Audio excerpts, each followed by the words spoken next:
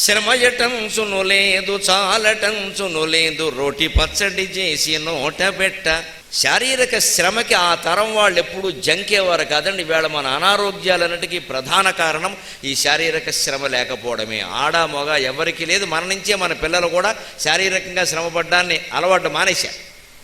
మన నుంచే నేర్చుకుంటున్నారు వాళ్ళు. తల్లి కూర్చోవడం, వంగోవడం, పని చేయడం, రోట్లో రుబ్బడం, బావి దగ్గర నీళ్లు తోడడం, బట్టలు ఉతకడం ఇవేవీ చూడలేదు వాళ్ళు. అది నొక్కడం, ఇది నొక్కడం, అది నొక్కడం, ఇది నొక్కడం చూశారు. వాళ్ళు కూడా చివరికి తల్లిదండ్రి పీక నొక్కుతున్నారు. అన్నీ నొక్కితే పని చేస్తున్నాయిగా, వీళ్ళ నొక్కితే వీళ్ళు పని చేస్తారు.